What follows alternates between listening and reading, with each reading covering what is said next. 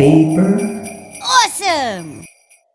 Hi everyone! Today, I'm going to show you how to make paper cat like this. Alright, let's get started.